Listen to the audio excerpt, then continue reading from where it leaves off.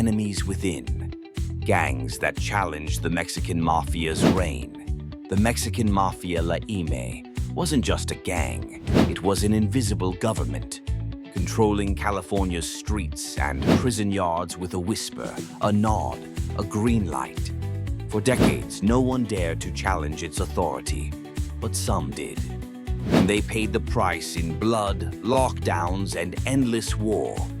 This is the story of those who said no, not from safety, not from distance, but from inside. In the Central Valley, a gang called the Fresno Bulldogs refused to bow. When La Ime tried to absorb them into the Sureño umbrella, the Bulldogs stood tall. They refused to wear the blue. They refused to follow prison politics. They fought back inside and out with knives, fists, and raw defiance.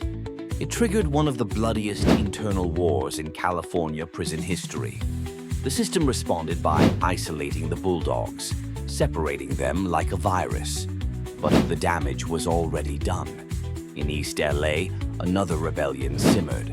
Barrio Maravilla, one of the city's oldest neighborhoods, was ordered to pay taxes to La Ime. They refused. They said no to extortion, no to control.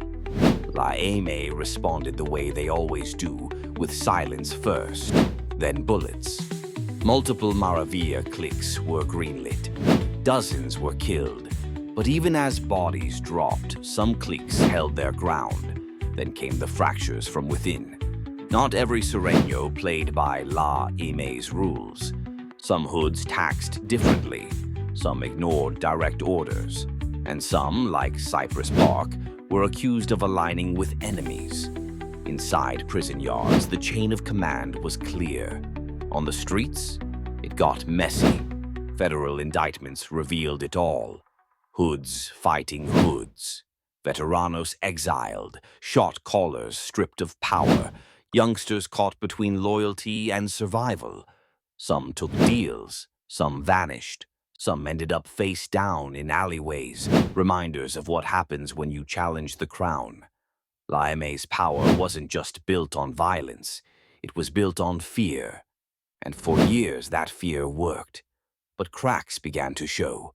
Whispers turned into resistance, and resistance into open war. Today, Bulldogs still stand independent, Maravilla still exists, and in certain corners of Los Angeles, the name La M doesn't carry the same weight it once did. But make no mistake, this isn't a story of victory. It's a story of pain, of neighborhoods torn apart, of young men buried too soon, because to challenge La M is to walk a path lined with betrayal, violence, and shadow politics.